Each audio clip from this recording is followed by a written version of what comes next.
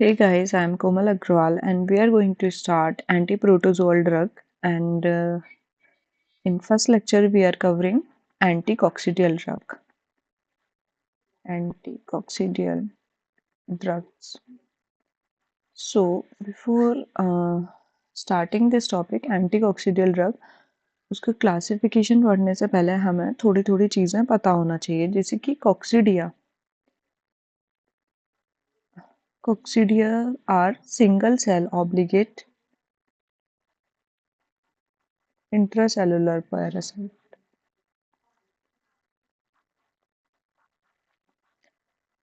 तो सबसे पहले हमें यही बात पता होना चाहिए कि इंट्रासेलुलर है, सेल के अंदर पाया जा रहा है। ठीक है। सेकेंड थिंग पता होना चाहिए कि हम इस ड्रग को पढ़ना बहुत ज़्यादा इम्पोर्टेंट है क्योंकि ये काफ़ी ज़्यादा इकोनॉमिक लॉसेस कॉज करते हैं। और इकोनॉमिक लॉसेस कब होंगे जब कोई भी हमारा लाइफ स्टॉक इंडस्ट्री है उसमें कोई लॉस हो रहा है तो हमें इकोनॉमिक लॉसेस हो रहे हैं। और पर्टिकुलरली पोल्ट्री इंडस्ट्रीज में ज़्यादा लॉसेस होते हैं क्योंकि कॉक्सीडियोसिस पोल्ट्रीज में ज़्यादा देखने को मिलती है। ठीक। तो दो टाइप्स के ड्रग्स पढ़ने वाले हैं हम आज। कॉक्सीडियोस्टैट स्टैट बेसिकली डिनोट्स कि it arrest the development and growth of the coccidia. ठीक। ये सिर्फ अरेस्ट करेगा डेवलपमेंट को। ठीक है। एक आते हैं कॉक्सीडियोसाइडल। कॉक्सीडियोसाइडल में क्या देखना है हमें, स्पेलिंग गलत हो गया है दोनों का ही। कॉक्सीडियोसाइडल। तो कॉक्सीडियोसाइडल में हमें क्या देखना है, साइडल मीन्स किलिंग, तो ये किल कर देगा, किल द कॉक्सीडिया। ठीक है। अभी आ जाते हैं हम कि जितने भी एंटीऑक्सीडियल ड्रग्स होते हैं वो जनरली वो किस पे काम करते हैं। तो वो मतलब उनका साइट ऑफ एक्शन कहाँ है, तो वो जनरली जो होते हैं वो फर्स्ट और सेकंड ए सेक्सुअल साइकिल पर काम करते हैं। अभी तो मैं नहीं समझ में आ रहा है तो मैं अभी पूरा का पूरा लाइफ साइकिल पढ़ाने वाली हूँ आइमेरिया का, तो उसमें देख लेंगे क्योंकि मुझे पता है बेसिक्स उतना क्लियर नहीं होता है किसी का भी। तो first and second asexual cycle, second generation of asexual cycle जो होता है उस ज़्यादातर जितने भी एंटीऑक्सीडेंट ड्रग हैं वो सारे एक्ट यहाँ पर करते हैं। और हमें दो चीज़ पता होना चाहिए कि जो कॉक्सीडिया जो होते हैं वो किससे कॉज होते हैं। तो दो जीनस है मेनली, एक है आइसोस्पोरा जीनस, एक है आइमेरिया। आइमेरिया जीनस जो है वो हमें पोल्ट्री, कैटल, शीप, गोट इन सब में देखने के लिए मिलता है। ठीक है। आइसोस्पोरा जो ग्रुप है वो डॉग, कैट, मैन इन सब में देखने के लिए मिलता है हमें। ठीक है। अभी थोड़ी चीज़ें और पता होना चाहिए कि जितने भी कॉक्सीडियल ड्रग्स हैं वो जनरली जो है वो प्रीमिक्स की तरह यूज़ होते हैं, सप्लीमेंट फीड में डाले जाते हैं। तुमने सेकेंड ईयर में न्यूट्रिशन में पढ़ा होगा मोनेंसिन, लेसेलो एसिड, ये सारे सप्लीमेंट के तौर पे एंटीबायोटिक्स दिए जा रहे थे जिससे ग्रोथ बढ़ रही थी। ठीक है। तो वो सारे जो हैं वही एंटीकॉक्सीडियल ड्रग्स भी हैं, तो ये प्रोफाइलेक्सिस की तरह भी यूज़ होते हैं, ट्रीटमेंट की तरह भी यूज़ होते हैं और कभी कभी ग्रोथ प्रमोटर्स की तरह भी यूज़ होते हैं। तो इनका क्या होता है, ड्रग रेजिस्टेंस हो जाती है काफ़ी जल्दी। तो ड्रग रेसिस्टेंस को प्रिवेंट करने के लिए थ्री मेथड्स जो हैं वो यूज होते हैं। पहला होता है shuttle program. Shuttle program, shuttle program में क्या होता है कि change of drug in a single grow out, change of drug in single grow out. इसका मतलब क्या हुआ, कुछ भी समझ नहीं आया। देखो, इसका मतलब ये है कि जो ग्रोअर फेज है या फिर उसका जो है स्टार्टर फेज है या फिर फिनिशर फेज है, तीन फेज होते हैं पोल्ट्री के केस में। तो ग्रोअर फेज, स्टार्टर फेज, तो हमें किसी एक फेज में कोई एक ड्रग पर्टिकुलरली देना है। फिर जैसे स्टार्टर, सबसे पहले स्टार्टर होता है तो स्टार्टर फेज में हमने एक ड्रग दिया, फिर ग्रोअर फेज में हमें चेंज कर देना है, शटल कर देना है ड्रग का। तो इसी वजह से लिखा है change of drug in a single grow out. तो ये वाला जो है काफी कंट्रीज में यूज होता है शटल प्रोग्राम। पहला जो मेथड है ड्रग रेजिस्टेंस को अवॉइड करने के लिए। दूसरा होता है रोटेशनल प्रोग्राम। रोटेशनल प्रोग्राम में रोटेशनल प्रोग्राम में क्या होता है कि हम 2 और 2 से ज़्यादा ड्रग्स देते हैं। चेंज ऑफ ड्रग बिटवीन 2 और मोर ग्रो आउट। ठीक है। अब इसमें क्या करना होता है कि जनरली जो है रोटेशन करते रहते हैं डिफरेंट एंटीकॉक्सीडियल ड्रग्स का, एक ग्रो होने मतलब एक ग्रो आउट होने के बाद। जैसे कि हमारा अभी हमने मतलब स्टार्टर फेज चल रहा था, उसमें एक या एक से ज्यादा ड्रग चल रहा था। फिर जब हमारा दूसरा फेज शुरू हुआ तो उसमें हमने फिर एक से ज्यादा ड्रग्स को चेंज कर दिया। Rotational programme. थर्ड होता है ड्रग मिक्सचर। ड्रग मिक्सचर में क्या होता है कि हमने कोई 2 या 2 से ज्यादा कॉम्बिनेशन जो है ड्रग्स की दे दी, तो कॉम्बिनेशन ऑफ 2 और मोर कॉम्पैटिबल ड्रग्स। ये जरूर ध्यान रखना है कि वो दोनों कॉम्पैटिबल होना चाहिए, कि एक दूसरे के काम कर रहे हैं, एक दूसरे के अगेंस्ट हुए तो कैसे काम करेंगे, है ना। तो इसी वजह से एंटीकॉक्सीडियल ड्रग्स जो कॉम्पैटिबल हैं उनको देते हैं। तो ये होता है ड्रग रेजिस्टेंस को अवॉइड करने के लिए कुछ प्रोग्राम्स होते हैं। और कुछ जैसे कि चलो बाद में बता दूंगी। सबसे पहले हमें ना लाइफ साइकिल पढ़ लेनी चाहिए, क्योंकि लाइफ साइकिल अगर तुम्हें नहीं समझ में आती तो मैं कुछ भी बोलती रहूंगी, तुम्हें कुछ भी समझ में नहीं आने वाला है। ठीक है।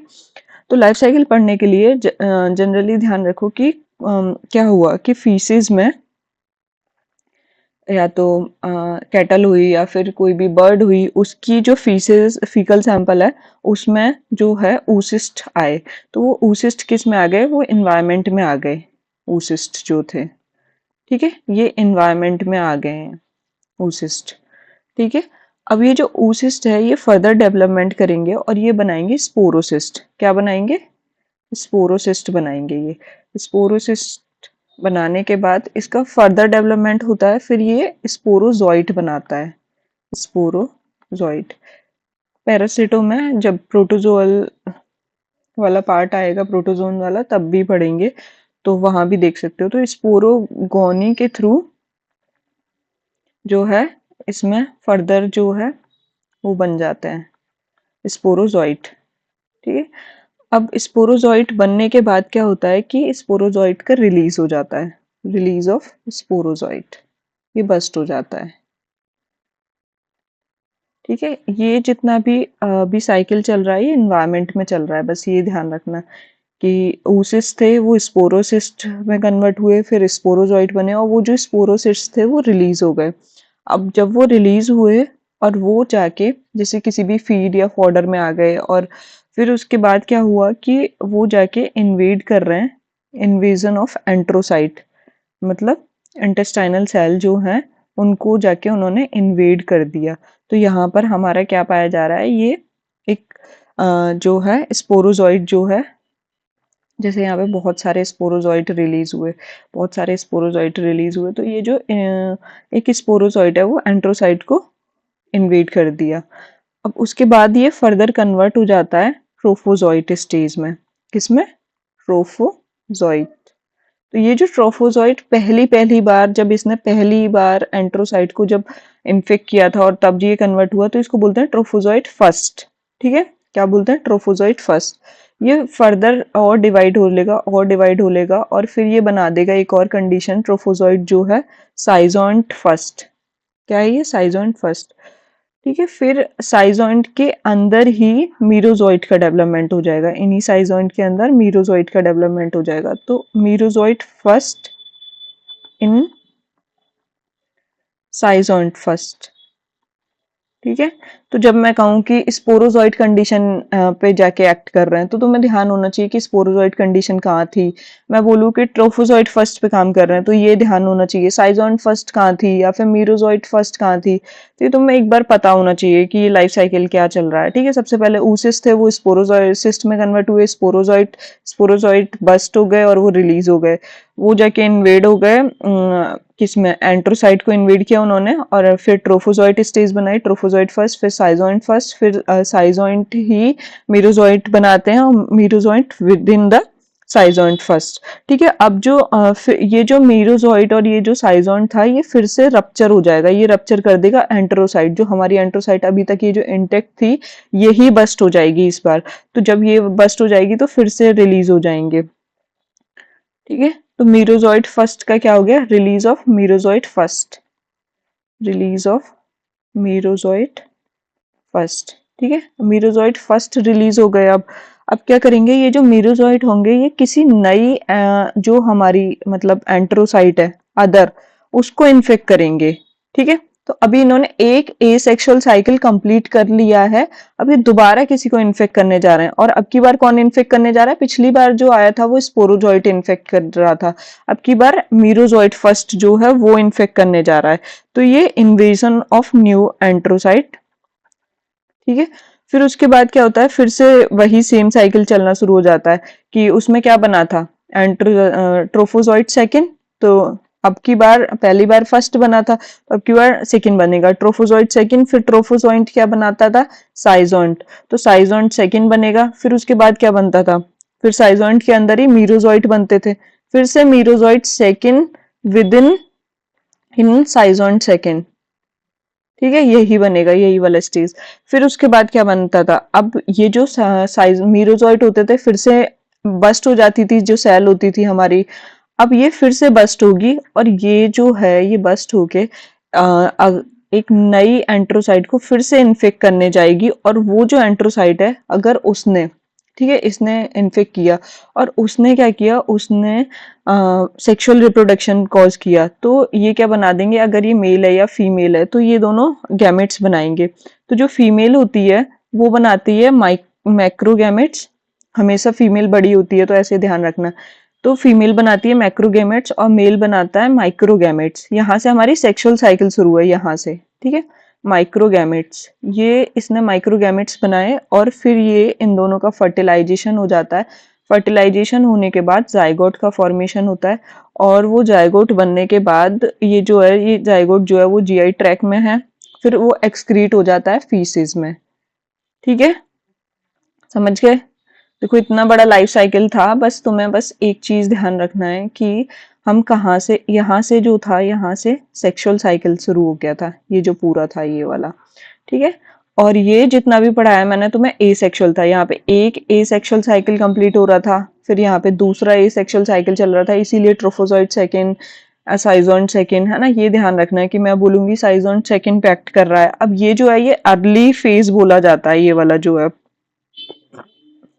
ये वाला जो है ये अर्ली फेज बोला जाता है कि एक सेक्सुअल साइकिल का ज्यादातर जितने भी एंटीकॉक्सिडियल ड्रग्स हैं वो सारे के सारे early phase of A sexual cycle पे काम करते हैं, एक्ट करते हैं। तो अर्ली फेज क्या होता है, स्पोरोजोइट, या फिर स्पोरोजोइट नहीं हुआ तो ट्रोफोजोइट, नहीं तो साइजोइट। ठीक है, इन सब पे काम करते हैं, बस इतना ध्यान रखना।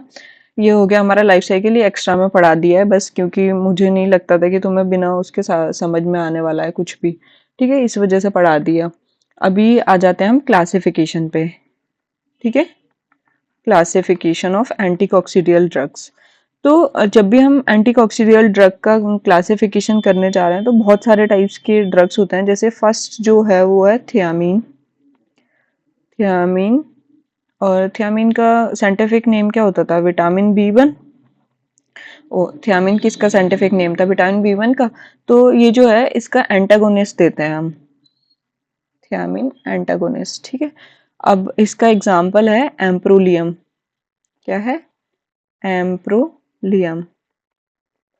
ठीक है, अब आ जाते हैं हम सेकंड पे। ये वाले तो तुमने पढ़े ही होंगे जब न्यूट्रिशन पढ़ा होगा तो, कि आइनोफोर एंटीबायोटिक्स, ये एंटीकॉक्सिडियल ड्रग्स की तरह पे भी, प्रोफाइलेक्सिस के तौर पे भी यूज होते हैं, ट्रीटमेंट के लिए भी यूज होते हैं, बहुत सारे तरीकों से यूज होते हैं। आइनोफोर एंटीबायोटिक्स और ग्रोथ प्रमोटर्स भी होते हैं, और इसको पॉली ईथर एंटीबायोटिक्स भी बोलते हैं, पॉली ईथर एंटीबायोटिक्स। इसका एग्जाम्पल तो शायद तुम्हें याद होगा, जैसे मोनेंसिन, मोनेंसिन, लेसेलो एसिड।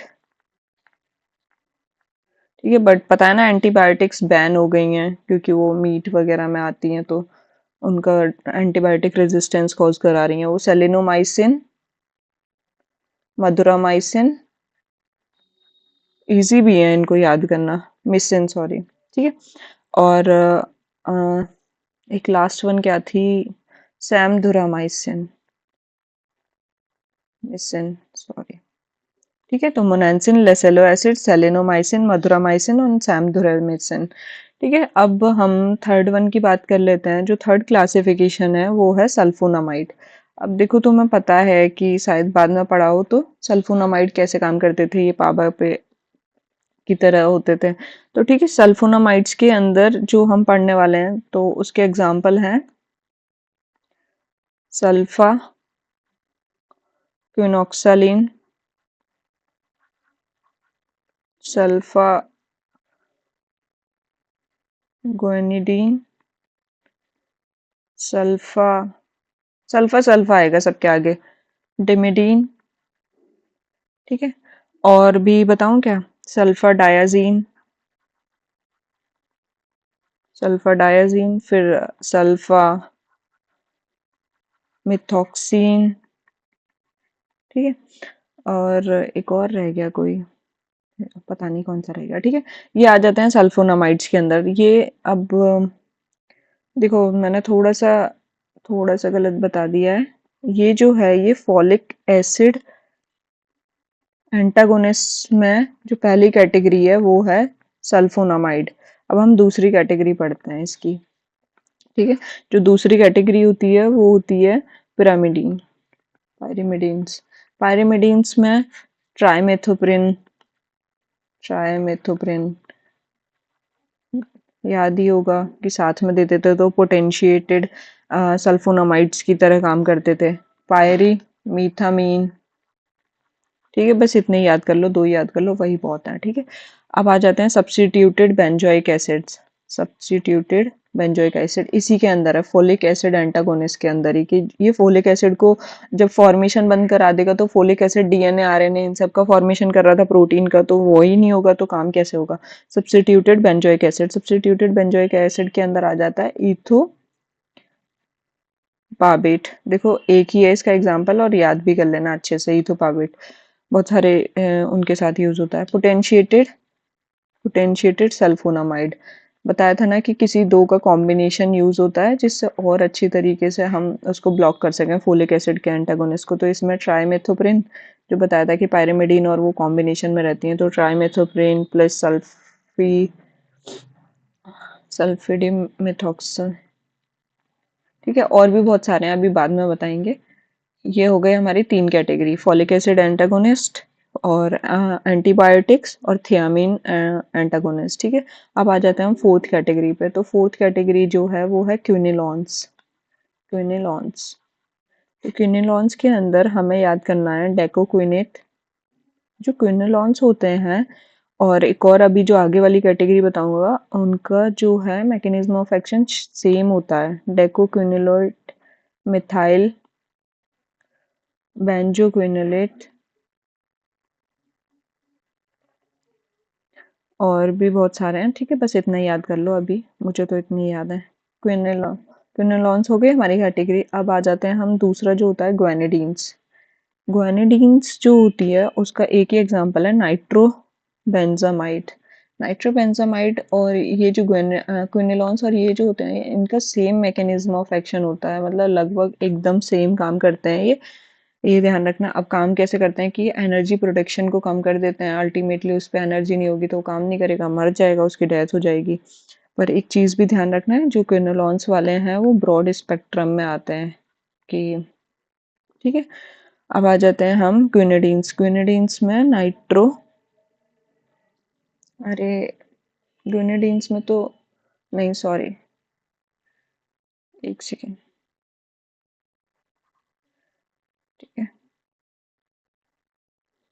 ग्विनिडीन्स के अंदर तो रोबिनिडीन आता है। रोबिनिडीन जो है इसको एक बार याद कर लेना, रोबिनिडीन के बारे में पूछ लिया जाता है कि रोबिनिडीन जो है जितने भी जैसे मीट एनिमल्स जो होता है ना, जैसे कि जनरली ब्रॉयलर जो होता है उसमें क्या होता है कि उसको लोग खाना पसंद करते हैं, है ना, चिकन चिकन में। तो इसमें क्या करता है, ये अनप्लीजेंट टेस्ट दे देता है, तो इम्पार्ट्स द अनप्लीजेंट टेस्ट, तो इसको हम यूज ही नहीं करते हैं। मतलब ब्रॉयलर्स के केस में नहीं करते हैं और इवन लेयर्स के केस में भी नहीं करते हैं, क्योंकि जब हम ज़्यादा प्रोडक्शन कराते हैं तो एग्स का टेस्ट भी चेंज कर देता है, ये एग्स की क्वालिटी भी चेंज कर देता है, थिनिंग वगैरह कर देता है। अभी आगे बताएंगे रोबिनेडिन के बारे में, ठीक है। बस ध्यान रखना कि रोबिनेडिन ध्यान रखना। तुम्हें ऊपर वाली कैटेगरी ना ही भी याद हो तो सिर्फ तुम नीचे नीचे मतलब जो ड्रग्स के नाम है वो याद कर लो, ठीक है। अब आ जाते हैं 6.1 पर। तो 6 कैटेगरी जो थी वही ग्वानिडीन थी। 7th कैटेगरी जो है वो है नाइट्रोबेंजामीन, नाइट्रोबेंजामाइड। नाइट्रोबेंजामाइड के अंदर आता है जो मैंने अभी लिखा था डिनेटोलामाइड, ठीक है, और एक्लोमाइड। ये जो है ये मतलब सब काफी अच्छा कॉक्सीडियोस्टेट माना जाता है कि ग्रेटेस्ट इफेक्टिव कॉक्सीडियोस्टेट के अंदर माना जाता है। तो थोड़ा याद कर पाओ तो याद कर लेना डिनेटोलोमेड, ठीक है। और 8th वन है कार्बानिलाइड। अभी हम मैकेनिज्म ऑफ एक्शन बताएंगे, घबराओ मत, मैं थोड़ा इसको फास्ट में निकाल देती हूँ फिर। कार्बेनिलाइड के अंदर निकार्बाजीन याद रखना है। निकार्बाजीन जो है वो भी एक broad spectrum antibiotics, broad spectrum drug है, ट्रूली ब्रॉड स्पेक्ट्रम बोला जाता है।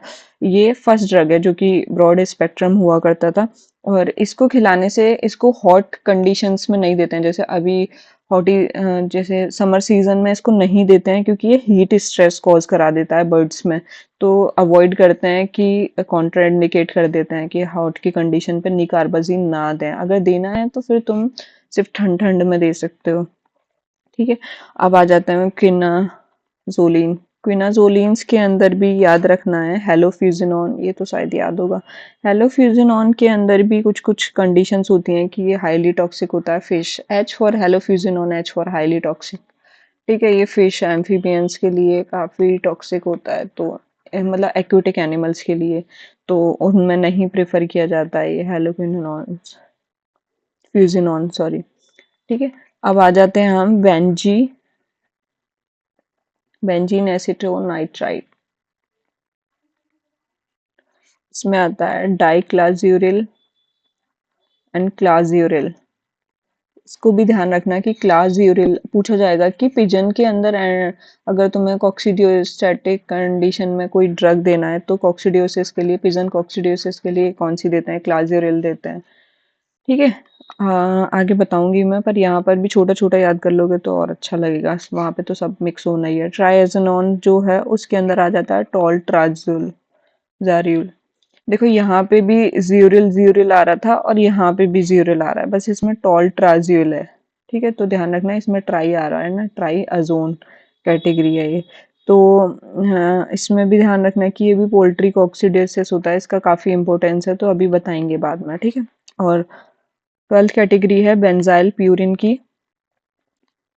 बेंजाइल प्यूरिल जिसके अंदर एप्रेनोसिड आता है, एप्रेनोसिड, ठीक है। और 13 कैटेगरी है मिसलेनियस। मिसलेनियस के अंदर नाइट्रोफ्यूरान्स आएंगे और टेट्रासाइक्लिन, ठीक है, वो सब आएंगे। तो अभी हम शुरू कर लेते हैं मैकेनिज्म ऑफ एक्शन। सॉरी थोड़ा टाइम लग गया इस वजह से। तो हमारा जो फर्स्ट ड्रग था वो हमने पढ़ा था थियामीन एंटागोनिस्ट। थियामीन एंटागोनिस्ट, तो ये कैसे काम करते हैं? अब जो है ये थियामीन एंटागोनिस्ट है, तो ये क्या है? इसमें भी हम पढ़ रहे थे एम्प्रोलियम। एम्प्रोलियम का मैकेनिज्म ऑफ एक्शन कैसे है? तो सबसे पहले ये काम कहाँ पर जाके एक्ट करता है तो ये पता होना चाहिए। तो ये कहाँ पर जाके काम करता है, अभी पूरी मैकेनिज्म समझाऊंगी तभी बता दूंगी, ठीक है। तो ये जनरली जो है क्वाटरनरी कंपाउंड्स होते हैं जो कि स्ट्रक्चरली सिमिलर होते हैं थियामीन जैसे, तो वो थियामीन की साइट को ब्लॉक कर देंगे, तो थियामीन का अपटेक नहीं होने देंगे। तो थियामीन जब जो भी रोल प्ले कर रहा होगा, जैसे कि वो मतलब कार्बोहाइड्रेट सिंथेसिस में रोल प्ले करता है, तो वो हो नहीं पाएगा। तो बता देती हूँ मैं कि it mimics the action of thiamine और कॉम्पिटिटिवली बाइंड कर लेगा वहां पर जाके, and competitively block transport of amine, thiamine, ठीक है। अब जो भी ट्रांसपोर्ट हो रहा था थियामिन का, उसको ब्लॉक कर दिया इसने आइमीरा स्पीसीज के अंदर। हम जो है कॉक्सीडिया जो हो रही है वो आइमीरिया स्पीसीज की, आइमीरिया जीनस की वजह से हो रही है, तो उसमें ध्यान रखना है कि उसमें चल रहा है ये सब। तो जब ये अब इसने ट्रांसपोर्ट बंद कर दिया तो क्या हो गया कि थियामिन का अपटेक नहीं होगा। जब थियामिन का अपटेक नहीं होगा तो उसकी वजह से क्या हो जाएगा, वो प्रिवेंट करेगा कार्बोहाइड्रेट्स सिंथेसिस को। जब कार्बोहाइड्रेट सिंथेसिस नहीं होगा तो वो मेनली एक्ट करता है, मतलब ये सब जो भी हो रहा था तो इसकी वजह से कौन अफेक्ट होता है, mainly act on first generation schizont. मैंने तुम्हें बताया था ना कि साइजोंट बनते थे उसमें, कहाँ पे बनते थे, ट्रोफोजोइट के जस्ट नीचे बनते थे साइजोंट, ठीक है।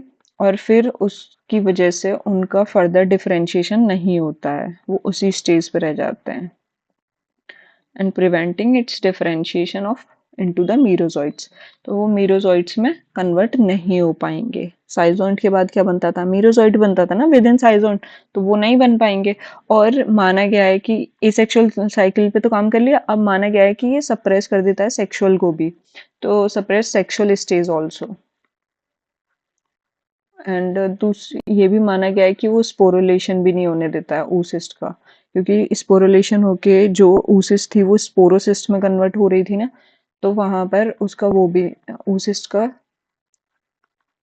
स्पोरुलेशन भी नहीं होने देगा, ठीक है। अभी हमें ये समझ में आ गया होगा लाइफ साइकिल जो है, कि इसने क्या किया, थायमिन की तरह मिमिक किया।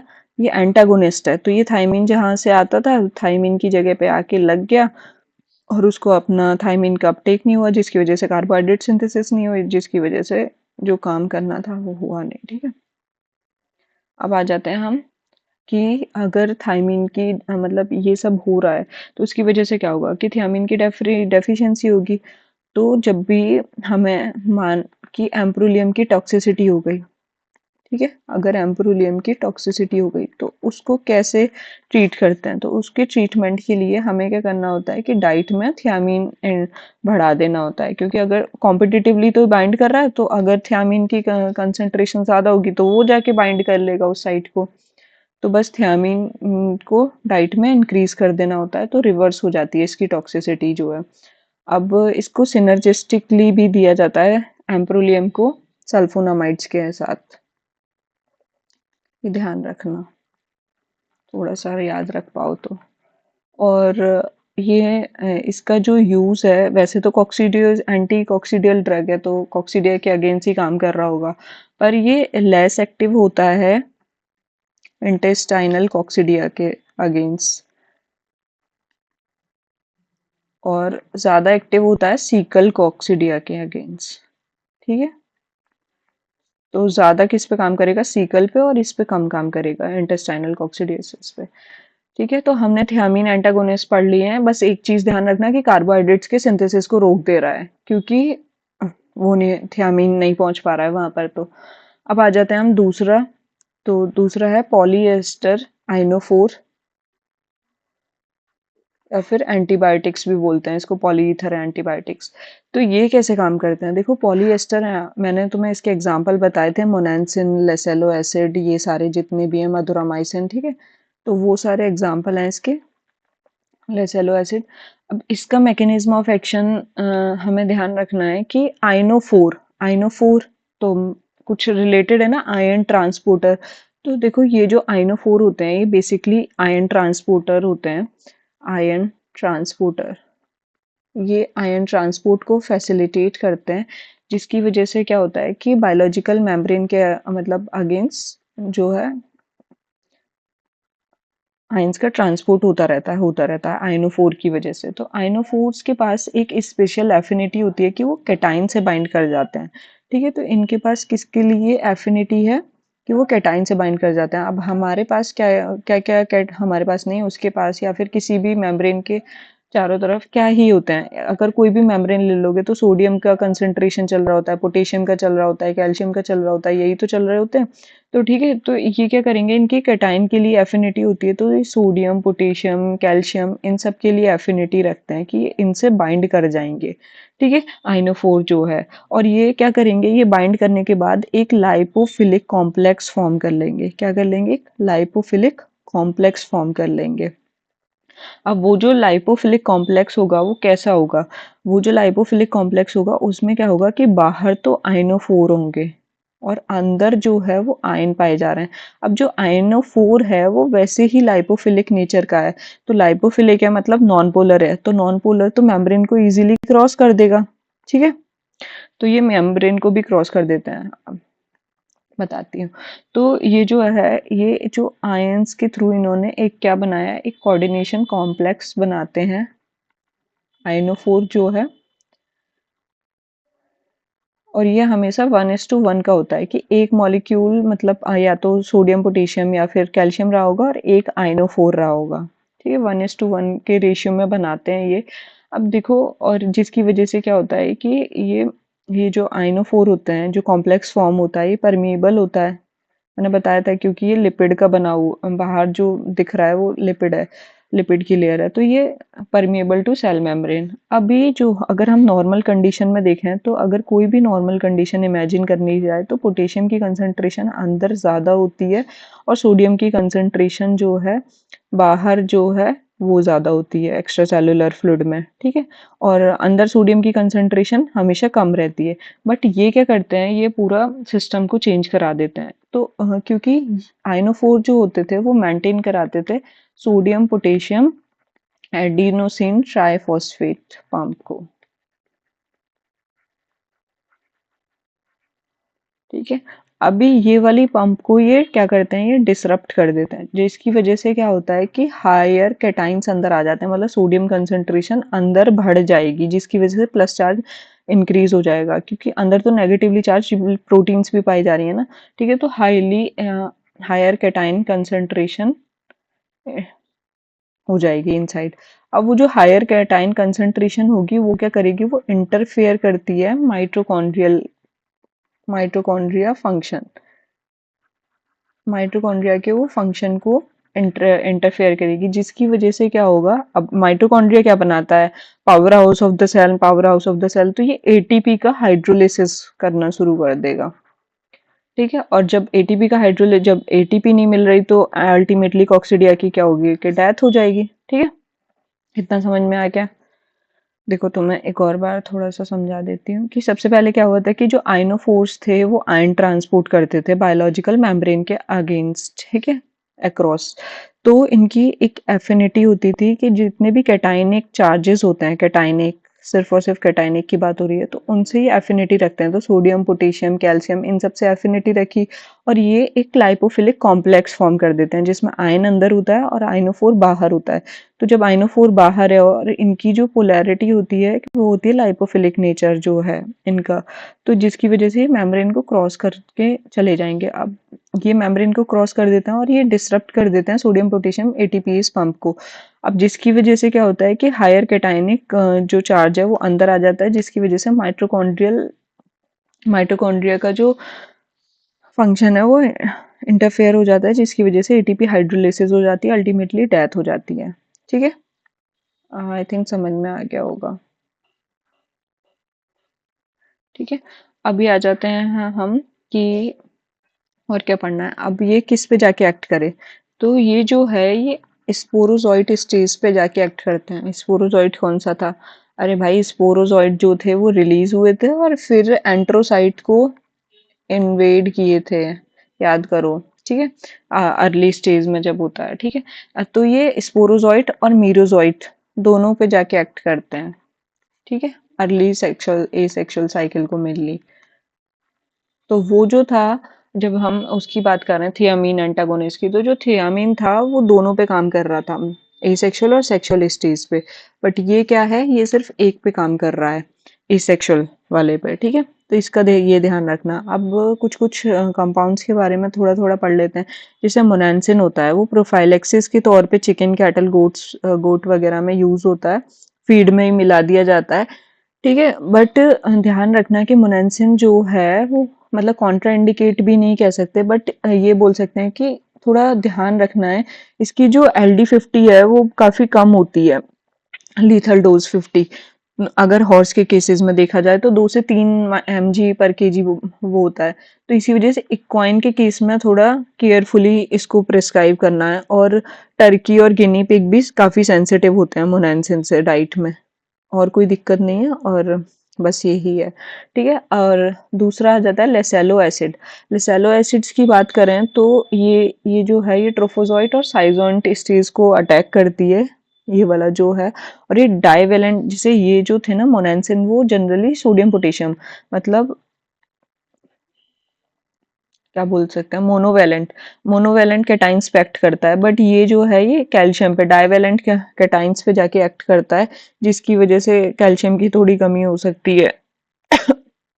सॉरी। तो ये भी चिकन और कैटल शीप गोट में दिया जाता है प्रोफाइल एक्सिस के तौर पे। और इसको जो है हॉर्स और डॉग में थोड़ा केयरफुली एडमिनिस्टर करना है, क्योंकि उसमें टॉक्सिक इफेक्ट देखे जाते हैं। तो बेहतर ये कि उसमें हॉर्स में ना ही दो तो। ठीक है।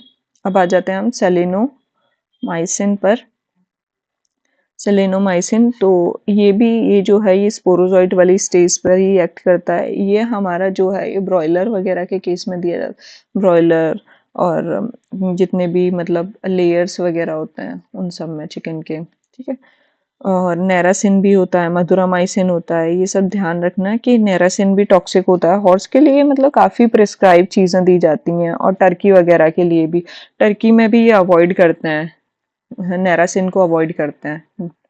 नेरासिन को हॉर्स और टर्की में कॉन्ट्राइंडिकेट करते हैं। ठीक है। ध्यान रखना अगर याद रख पाओ तो। मधुरामाइसिन भी है, वो भी ब्रॉयलर्स वगैरह को देते हैं। बस अब हम थर्ड वाली कैटेगरी पे आ जाते हैं। ठीक है। थोड़ा लंबा हो जाएगा नहीं तो लेक्चर। किस पे आ जाते हैं? Folic acid antagonist. देखो, फोलिक एसिड एंटागोनिस्ट की हम जब भी बात करने जा रहे हैं तो हमें बस एक चीज़ ध्यान रहनी चाहिए कि हमने ये पहले भी पढ़ा था वैसे तो सल्फोनामाइड्स ड्रग्स में। बट अगर नहीं भी याद तो हमें कुछ कुछ चीज़ें पता होना चाहिए, जैसे कि सबसे पहले हम पढ़ने वाले हैं इसका सल्फोनामाइड कैटेगरी। तो सल्फोनामाइड कैटेगरी में हमें ये पता होना चाहिए कि सल्फोनामाइड क्या है। जैसे ही सल्फोनामाइड सुन रहे हो तो वैसे ही याद रहना चाहिए कि structural analogue of PABA, para amino benzoic acid. ठीक है। एनालॉग ऑफ पावा, मैं पूरा पूरा नहीं लिखूंगी। ठीक है।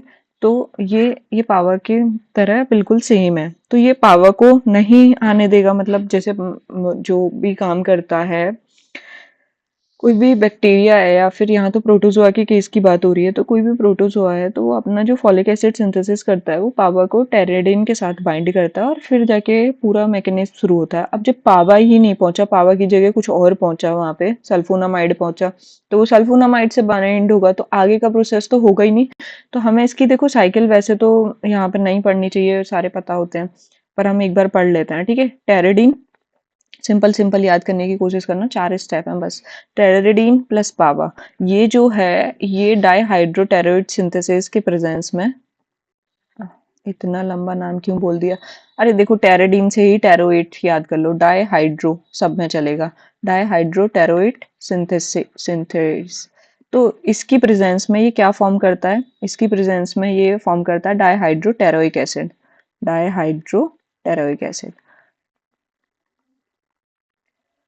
अब जो हमारा ये जो है सल्फोनामाइड, वो सल्फोनामाइड क्या करते हैं, डाइहाइड्रोटेरोइड सिंथेसिस पे जाके एक्ट करते हैं। तो जब इसी को काम नहीं करने देंगे ये सल्फोनामाइड जितने भी हैं, तो फिर आगे तो क्या ही बन जाएगा, कुछ नहीं बनेगा, पूरा स्टेप ही रुक गया यहीं पर। ठीक है। अब आ जाते हैं हम डाइहाइड्रोटेरोइक एसिड। इसमें जब ग्लूटामिक एसिड कंबाइन होता है ग्लूटामिक एसिड की प्रेजेंस में, ये बना जाता है DHFA, डाइहाइड्रोफोलिक एसिड। डाइहाइड्रोफोलिक एसिड। ठीक है। और डाइहाइड्रोफोलिक एसिड जो होता है वो बनाता है THFA। तो ये क्या है? Tetrahydrofolic acid. अब जब भी टेट्राहाइड्रोफोलिक एसिड बनता है तो ये एक एंजाइम की प्रेजेंस में बनता है, तो उस एंजाइम का नाम है, सेकेंड पेन चेंज कर लेती हूँ। ठीक है। तो वो होता है DH, डाइहाइड्रोफोलेट रिडक्टेज। Folate reductase. ठीक है। इसकी प्रेजेंस में बनता है। तो अभी जैसे मैंने ये सल्फोनामाइड बताया कि सल्फोनामाइड जाके डाइहाइड्रो टेरोइड सिंथेटेज पे काम करता है, ऐसे ही जो हमने बताया था पिरिमिडीन्स, उसका जो पिरिमिडीन्स के अंदर ट्राइमेथोप्रिन या फिर पायरीमीथामाइन जितने भी हैं, वो सारे जितने भी होते हैं पिरिमिडीन्स, याद रख लेना। पिरिमिडीन्स में भी मेनली जो होता है दो, तो ये जाके इस वाले एंजाइम पे एक्ट करते हैं, इसको काम नहीं करने देंगे, तो टीएचएफए नहीं बनेगा। अब टीएचएफए जब नहीं बनेगा तो क्या होने वाला है, देखो टीएचएफए से क्या होता है, टीएचएफए रिडक्टेज नाम का एक एंजाइम डलता है यहाँ पे, टीएचएफए रिडक्टेज, जो कि क्या करता है, इसको थायमिडीन बनाने के लिए रेस्पॉन्सिबल होता है, और मीथियोनिन, ग्लाइसिन, बहुत सारे अमीनो एसिड्स के लिए रेस्पॉन्सिबल होता है, और वो सारे प्रोटीन्स बनाएंगे अल्टीमेटली। जब वो बन गया थाइमिडीन से क्या बनेगा, डीएनए आरएनए बनता है, और बहुत सारे प्यूरिन्स फॉर्मेशन के लिए रेस्पॉन्सिबल होगा, यहाँ से भी अल्टीमेटली डीएनए वगैरह बनेगा। तो ठीक है, अब जब ये सब बंद करा दिया, ऊपर ही टीएचएफए ही नहीं बना, टीएचएफए नहीं बनेगा तो कुछ भी नहीं बनेगा, कुछ भी नहीं बनेगा, बस ये ध्यान रखना। तो हमारा सबसे पहले बस ध्यान रखना 4-5 स्टेप है। टेरेडीन में पावा ऐड हुआ तो डाइहाइड्रो टेरोइक एसिड, टेरोइक एसिड से डीएचएफए बना, फोलिक एसिड, डाइहाइड्रोफोलिक एसिड, फिर टीएचएफए बना, बस खत्म, और उससे प्यूरिक एसिड, तो कुछ भी नहीं बन पाया। तो सल्फोनामाइड किस पे एक्ट करता है, इस वाले एंजाइम पे, डाइहाइड्रो टेरेट सिंथेटेज। और पायरेमिडीन्स जितने भी होते हैं वो किस पे काम करते हैं, डाइहाइड्रोफोलेट रिडक्टेज, डीएचएफए को टीएचएफए में कन्वर्ट नहीं होने दिया। आई थिंक काफी ज्यादा इजी था, तो मैं समझ में आ गया होगा, ये पहले भी हमने पढ़ा था, तो मुझे नहीं लगता था बताना है, पर ठीक है बता दिया। तो अभी इतना तो समझ में आ गया होगा कि फोलिक एसिड एंटागोनिस्ट कैसे काम कर रहा है, कि ये फोलिक एसिड को सिंथेसिस ही नहीं होने दे रहा, जब तक टीएचएफए टेट्राहाइड्रोफोलिक एसिड अगर वो नहीं बनेगा तो कुछ भी नहीं बनेगा, बस ये ध्यान रखना। ठीक है, अपना बैक्टीरिया ले लो या फिर अपना कॉक्सीडिया ले लो, कुछ नहीं बना पाएगा। तो ये जो सल्फोनामाइड होते हैं, सल्फोनामाइड, ये किस पे काम करते हैं, तो ये जो है ये सेकंड जनरेशन साइजोंट पे काम करते हैं। अरे दीदी साइजोंट क्या था, फिर भूल गए, अब एक बार पीछे जाके देख लेना साइजोंट क्या था, ठीक है। और ये मतलब बाकी के एसेक्सुअल स्टेज के लिए लेस एक्टिव होता है, और सेकंड जनरेशन साइजोंट के लिए ज्यादा एक्टिव रहता है, तो उस पे जाके एक्ट करता है सल्फोनामाइड्स जितने भी होते हैं। देखो हमने ये सल्फोनामाइड्स पढ़ लिया, इसी का जो दूसरा कैटेगरी था वो था पायरीमीथामाइन। पायरीमीथामाइन, पायरिडीन्स के अंदर जो ड्रग था उसका नाम था पायरीमीथामाइंस, ठीक है। इसके पास जो है एंटी मलेरियल प्रॉपर्टी भी होती है, अगर पता हो तो, ठीक है, एंटी मलेरियल प्रॉपर्टी होती है, ठीक है। ये मैंने बताया तुम्हें कि ये क्या था, ये इनिबिटर था किसका, डीएचएफआर का, डाइहाइड्रोफोलेट रिडक्टेज का। पूरा पूरा मत कहना लिखने के लिए, है ना, बस, जो कि डीएचएफए को टीएचएफए में कन्वर्ट कर रहा था, डाइहाइड्रोफोलिक एसिड को ट्राई हाइड्रो वो टेट्राहाइड्रोफोलिक एसिड में, मैंने वहां ट्राई तो नहीं लिख दिया, वहां टेट्राई लिखा है, ठीक है। अभी जो है हम याद रखेंगे कि एक और ड्रग आता है इसके अंदर, ट्राइमेथोप्रिन। ट्राइमेथोप्रिन के अंदर जो देखा जाएगा वो किस पे काम, उसका जो यूज है, एक तो कॉक्सीडियोसिस में तो यूज हो ही रहा है, और टॉक्सोप्लाज्मोसिस में भी यूज होता है, बस ये ध्यान रखना है कि कॉक्सीडियोसिस में तो हो ही रहा है, और ट्राइमेथोप्रिन जो है वो इसके साथ भी यूज हो रहा है। अब आ जाते हैं हम सब्स्टिट्यूटेड बेंजोइक एसिड। जो सब्स्टिट्यूटेड बेंजोइक एसिड होते हैं उसका एग्जाम्पल क्या याद करा था हमने, इथोपाबेट। इथोपाबेट, तो इथोपाबेट जो होता है ये भी रिजेंबल करता है पाबा के स्ट्रक्चर को, तो ये पाबा की जगह पे जाके बाइंड हो जाएगा और फिर काम ही नहीं करने देगा, ठीक है। And interfere folic acid synthesis, सबके सब एक ही तरीके से काम कर रहे हैं, मतलब बस थोड़ा थोड़ा सा अंतर है, उतना ध्यान रखना। अब चौथी कैटेगरी क्या थी इसका, जो फोर्थ थी वो थी पोटेंशिएटेड सल्फोनामाइड।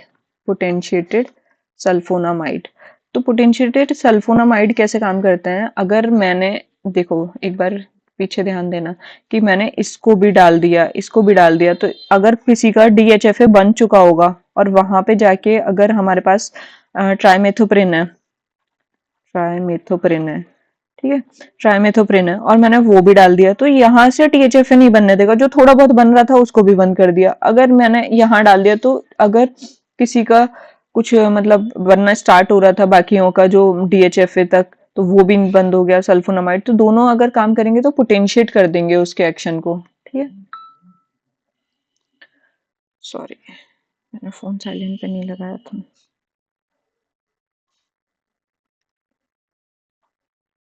ठीक है, पोटेंशिएटेड सल्फोनामाइड। तो पोटेंशिएटेड सल्फोनामाइड्स के एग्जांपल कोट्राइमैक्स। देखो, अब को मीन्स दो हैं, तो पहला क्या है, ट्राई, तो ट्राइमेथोप्रिन। और दूसरे में क्या लिखा है, मॉक्साजोल। देखो एम जिसमें आ रहा हो, सल्फा तो हमें ऐड करना ही करना है, सल्फा। अब जिसमें एम आ रहा होगा, एम तो मिथॉक्सा। ठीक है, और एक्सोल एजोल जो लिखा है ना ये, उसमें मिथॉक्साजोल। अब ऐसे ही याद किया है मैंने, तो दो का कॉम्बिनेशन है, तो कोट्राइमेजोल में कोट्राइमेक्सोजोल। ठीक है, एक होता है कोट्राइमेजीन। कोट्राइमेजीन जो है वो भी एक पोटेंशिएटेड सल्फोनामाइड है। जो ये सारे सारे 1:5 रेशियो में यूज होते हैं, मतलब 1:1 रेशियो में ट्राइमेथोप्रिन आएगा और सल्फा मिथॉक्साजोल जो है वो 5 रेशियो में आएगा। ठीक है, कोट्राइमेजोल फिर से ट्राई आ रहा है, तो मतलब ट्राइमेथोप्रिन ही होगा, ट्राइमेथोप्रिन। और दूसरा जो है अजीन आ रहा है, तो देखो सल्फा तो लगाना ही लगाना है। ठीक है, सल्फा डायजीन। अब आ जाते हैं, कुछ और भी होते हैं जैसे कि पायरीमीथामाइन। पायरीमीथामाइन, ये पायरिमिडीन्स ग्रुप है, और सल्फाडॉक्सिन। ठीक है, ये टॉक्सोप्लाज्मोसिस के केस में दिया जाता है कि अगर टॉक्सोप्लाज्मोसिस की कंडीशन है इक्वाइंस में, तो दे देते हैं ये, मेनली ये वाला जो है। ठीक है, और ईपीएम की कंडीशन अगर तुमने सुना हो तो इक्वाइन प्रोटोजोअल माइलोएन्सेफलाइटिस, अभी आगे बताऊंगी। ठीक है, उसमें भी दिया जाता है, तो ध्यान रखना ईपीएम में भी दिया जाता है। अब आ जाते हैं हम फोर्थ कैटेगरी पे। ठीक है, फोर्थ कैटेगरी क्या थी हमारी, क्विनोलॉन्स। क्विनोलॉन्स क्विनोलॉन्स के अंदर जो है हमें याद करना था कि क्विनोलॉन्स के एग्जाम्पल याद थे। डेकोक्विनेट, देखो क्विनेट तो क्विन कुछ कुछ तो आएगा, मतलब क्विनोलॉन्स जैसे कि एक तुमने शायद फ्लोरिनेटेड क्विनोलॉन्स में याद किया हो, नॉरफ्लॉक्सासिन, ओफ्लॉक्सासिन, वो वाले। ठीक है, अ, अभी इधर आ जाओ। ठीक है, तो इसमें भी क्विन जैसा कुछ आ रहा है। ठीक है, डेकोक्विनेट और ब्यूक्विनोलेट, और थर्ड वन होता है मिथाइल बेंजोक्विनोएट। ठीक है, ये सारे इसके एग्जाम्पल हैं। अब हम इसकी सिंथेसिस की मैकेनिज्म देख लेते हैं एक बार कि क्विनोलॉन्स कैसे काम कर रहा है।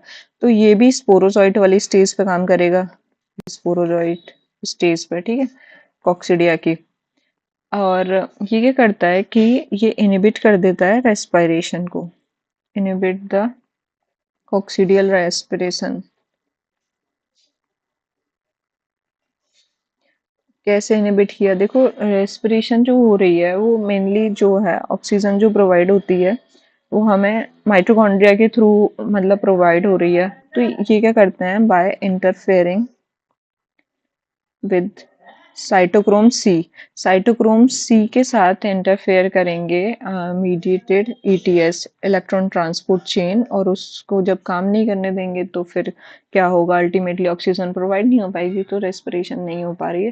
ठीक है, और ये एक और काम करते हैं कि ये पेनिट्रेट कर देते हैं इंटेस्टाइनल सेल्स को, और उनका फर्दर डेवलपमेंट नहीं होने देते हैं स्पोरोजोइट्स का। वही नहीं हो पाएगा तो फिर मर जाएगा, और क्या होगा, अल्टीमेटली डेथ होगी। तो बस इसमें इतना याद रखना है क्विनोलॉन्स में कि ये कॉक्सिडियल रेस्पिरेशन को नहीं होने दे रहे हैं। ठीक है, डेकोक्विनोलेट और ये सब याद कर लेना एग्जाम्पल जो है। अब ये किस किस के अगेंस्ट याद होते हैं ये सब मैं बताऊंगी तो बहुत टाइम हो जाएगा, तो मैं नहीं बताती हूँ। ठीक है, ये भी कॉक्सिडियोसिस के ट्रीटमेंट में दिए जाते हैं, काफ लैम्प्स वगैरह ब्रॉयलर चिकन्स में, बस इतना ध्यान रखना और कुछ नहीं याद रखना है। अब आ जाते हैं हम फिफ्थ वन, जिसमें आता है पायरिडिनॉल्स। पायरिडिनॉल्स के अंदर आता है क्लोप्रिडिल, क्लोपिडॉल। क्लोपिडॉल जो आता है, देखो क्लोप्रिडॉल नहीं है, ये क्लोपिडॉल है। ठीक है, एक क्लोपिडॉल अलग ड्रग है। ठीक है, तो ये भी मैंने तुम्हें क्या बताया था, सेम मैकेनिज्म ऑफ एक्शन होता है, तभी बताया था कि स्ट्रक्चरली सिमिलर होते हैं क्विनोलॉन्स के। ठीक है, तो एकदम सेम तरीके से काम करते हैं, ये भी inhibit कर देते हैं ईटीएस को, ईटीएस को काम नहीं करने देंगे, और जिसकी वजह से इलेक्ट्रॉन ट्रांसपोर्ट सिस्टम को, ठीक है। और ये भी स्पोरोजोइट स्टेज पे काम करते हैं, जाके एक्ट करते हैं, तो इसमें हमें उतना लोड नहीं लेना है। अब आ जाते हैं हम 6 कैटेगरी पे, जो जो है ग्वानिडीन। ग्वानिडीन के अंदर मैंने तुम्हें एक बताया था कि रोबेनिडीन है। रोबेनिडीन के बारे में अच्छे से याद कर लेना, मतलब कितने भी स्टार मार लो, एमसीक्यूज में जरूर आएगा कि ऐसा कौन सा मतलब एंटीकॉक्सीडियल ड्रग है जो हमें देने पे अनप्लीजेंट स्मेल कॉज करता है, अनप्लीजेंट टेस्ट टू मीट, या फिर आ सकता है कि एग को एग में भी इसका टेस्ट खराब कर देता है, या फिर एग की शेल को थिन कर देता है, या फिर एग यॉक का कंटेंट को बेकार कर देता है, ठीक है। ये सब जो भी आए तो रोबेनिडीन लगाना है। अब ये क्या करता है, ये इनिबिट कर देता है ऑक्सीडेटिव फॉस्फोराइलेशन को, मतलब वही है दोबारा से ऑक्सीडेटिव फॉस्फोरिलेशन को ही, फॉस्फोराइलेशन, ठीक है, उसको इनिबिट कर दिया तो अल्टीमेटली काम नहीं करने देता। और ये अटैक करता है फर्स्ट और सेकंड दोनों ही, दोनों जनरेशन के साइजॉइंट को, ठीक है। ये याद हो गया होगा। अब आ जाते हैं हम अगले ड्रग पे। तो अगला है हमारा नाइट्रोबेंजामाइड, ठीक है, नाइट्रोबेंजामाइड, जिसके अंदर आता है डाइनिटोलामाइड, डाइनेटोलामाइड, ठीक है। अब ये भी कैसे काम करता है, ये जो है ये फर्स्ट जनरेशन साइजोन पे काम करता है, और इसका जो है कोई मैकेनिज्म ऑफ एक्शन उतना क्लियर नहीं है, ठीक है, तो उतना नहीं याद करना है हमें। फर्स्ट जनरेशन ऑफ साइजोन पे भी काम करता है और इसको रिलेशन भी नहीं होने देता ऊसिस्ट का, ठीक है, उसको भी इनिबिट कर देगा ये। तो बस इतना ही ध्यान रखना है डायनिटोलामाइड के बारे में। और तो मतलब ऐसे कुछ याद नहीं रखना है, क्योंकि और ये जितने भी लेइंग है, जितने भी लेयर्स वगैरह होते हैं उसमें रिकमेंडेड नहीं होता है, ब्रॉयलर्स चिकन में ही देते हैं इसको डायनिटोलामाइड को। और आ जाते हैं इधर 8th कैटेगरी। तो 8th कैटेगरी में आता है कार्बालिन। देखो मुझे आगे के याद होते हैं, पीछे के नाम बड़े अजीब अजीब से लगते हैं, इनकी कैटेगरी मतलब उतनी नहीं याद है मुझे, ड्रग्स के नाम तो याद है। निकार्बाजिन, ठीक है, निकार्बाजिन। निकार्बाजिन के अंदर जब भी तुम मैकेनिज्म ऑफ एक्शन देखने की कोशिश करोगे तो इसकी भी मैकेनिज्म ऑफ एक्शन उतनी ज़्यादा क्लियर नहीं है, माना ही नहीं जाता है। बस तुम्हें जैसे ही निकार्बाजिन आए, नहीं नहीं नहीं नहीं से याद रखना है कि स्ट्रेस कॉज कर देता है ये, हीट स्ट्रेस, मतलब मुझे जो एमसीक्यू लगता है वो यही आएगा और क्या ही आएगा, बाकी सबका तो कुछ भी चल रहा है। तो मैकेनिज्म ऑफ एक्शन उतना क्लियर नहीं है, बट मानते हैं कि सक्सिनेटेड लिंक जो भी कुछ साइकिल्स वगैरह जो भी एंजाइम लिंक प्रोसेसेस चलती हैं उनको नहीं होने देता है, ठीक है। और ये एक्यूमुलेशन कर देता है कैल्शियम का, ठीक है। ये जो है ये कॉक्सीडियोस्टैट भी है और ये साइडल भी है, बस ये ध्यान रखना है कि ये स्टैट भी है और साइडल भी है, दोनों की तरह काम कर रहा है ये, ठीक है। और ये जो है ये क्या क्या कॉज कराता है, ये bleach, brown shell egg produce करा देता है। मतलब अगर इसके साइड इफेक्ट्स आ रहे हैं तो इसको तुरंत बंद करना है। तो अगर हमें दिख रहा है कि ब्लीच ब्राउन शेल्ड एग दिख रहे हैं तो बंद कर दो, या फिर मॉटल्ड एग यॉक,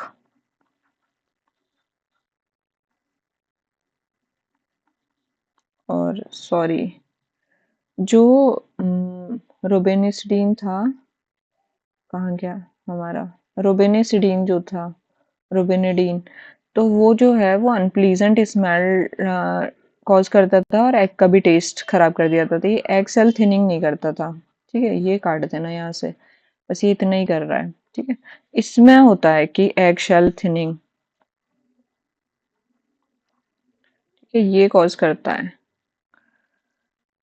अब आ जाते हैं हम नेक्स्ट पे, ठीक है।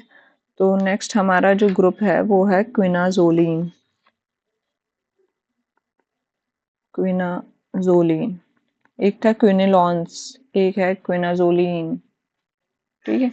तो क्विनाजोलिन के अंदर आता है हेलोफ्यूजिनॉन, हेलोफ्यूजिनॉन।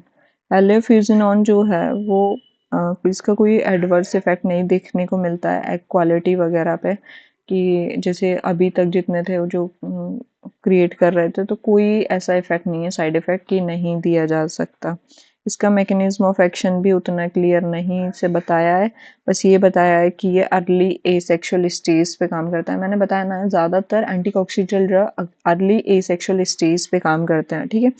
इसका जो साइड इफेक्ट होता है, ये होता है कि स्किन रप्चर कर देता है, ये ध्यान रखना है, स्किन रप्चर इन चिकन, ठीक है। कैसे करता है कि ये इनिबिट कर देता है कोलेजन टाइप 1 सिंथेसिस को,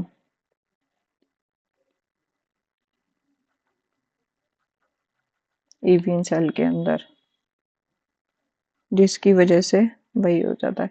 और ये एक्सट्रीमली टॉक्सिक है, किसके लिए, फिश वगैरह के लिए। तो इसको नहीं देना है फिश वगैरह में, फिश में या फिर कोई भी एक्वेटिक एनिमल है तो उसमें इसे कॉन्ट्राइंडिकेट, हेलोफ्यूजिनॉन को नहीं देना है, फिश हेलो नहीं बोलेगी, ठीक है, ऐसे याद कर लेना, ठीक है। और ये प्रोफाइलैक्सिस ड्रग की तरह यूज होता है किसके अंदर, क्रिप्टो स्पोरोडियोसिस के अंदर, काफ में। तो ये भी ध्यान से रख सकते हो अगर रख पाओ तो, नहीं तो वैसे जरूरत नहीं है, मुझे नहीं लगता। अब आ जाते हैं हम नेक्स्ट कैटेगरी, बेंजीन एसीटोनाइट्राइल। तो इसके अंदर आता है डाई एज्यूरिल, ड्राई क्लाज्यूरिल, सॉरी। देखो इसमें क्या है, मैकेनिज्म ऑफ एक्शन तो इन सब की उतना ज़्यादा खास नहीं है, बट इतना ध्यान रखना है कि जैसे कि आइमेरिया टेनेला है, आइमेरिया टेनेला में ये साइजोंट स्टेज पे और गेमेटोसाइट पे जाके एक्ट कर रहा है, मतलब इनका अलग अलग स्पीसीज पे अलग अलग जगह पे जाके एक्ट कर रहे हैं। जैसे कि आइमेरिया एसर बुलिना है, तो उसके अंदर ये साइजोंट स्टेज पे जो लेटर वाली जो होती है उसमें उसमें जाके एक्ट करता है। आइमेरिया ब्रुनेटी है, तो उसमें ये गैमेटोसाइट पे जाके एक्ट कर रहा है। और जैसे कि आइमीरिया मैक्सिमा है, तो उसमें ये जाइगोट पे जाके एक्ट कर रहा है, मतलब कहाँ कहाँ पे जाके एक्ट कर रहा है, इसमें ये थोड़ा ज़रूरी होता है डाइक्लाजुरिल के। और ये जो है ट्रीटमेंट जो है उसका कॉक्सिडियोसिस के लिए तो होता ही है, और ये टॉक्सोप्लाज्मोसिस के लिए भी दिया जाता है, ठीक है। और ये ईपीएम के लिए भी दिया जाता है। ईपीएम क्या था, इक्वाइन प्रोटोजोअल माइलिनो एन्सेफलाइटिस, ठीक है, इन सब में भी दिया जाता है ये। अब आ जाते हैं हम क्लाज्यूरिल के बारे में। क्लाज्यूरिल, ठीक है।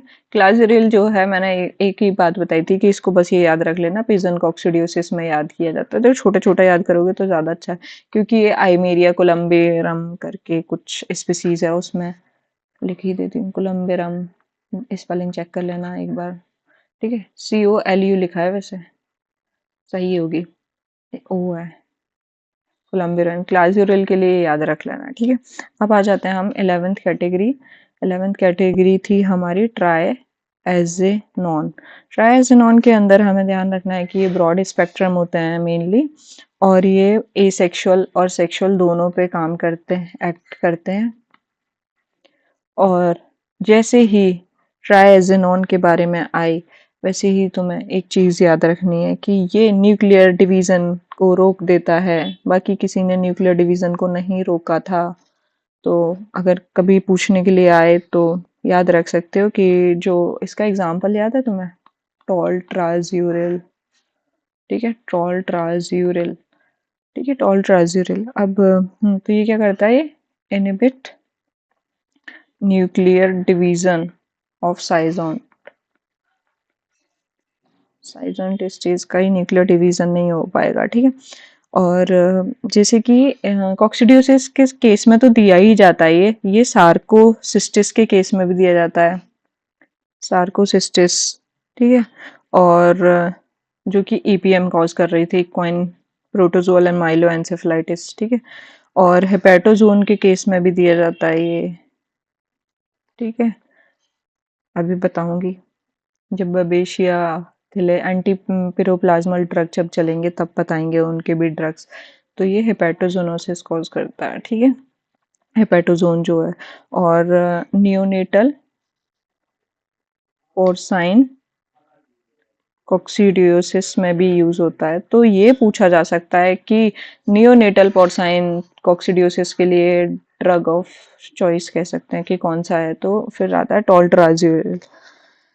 तो ये ध्यान रखना। और वैसे तो मैं मुझे एक पॉइंट बताना था, टोल्ट्राज़ोरिल में तो ये है कि ट्राइजोरिल में तो ये है कि इसमें 14 दिन पहले ही बंद कर देते हैं। जैसे एग, जब वो एग ले करने वाली होती है, मतलब स्टार्ट होता है ना कमेंसमेंट ऑफ लेइंग, जब टाइम आता है तो उससे पहले 14 दिन पहले इसको बंद कर देते हैं टोल्ट्राज़ोरिल को।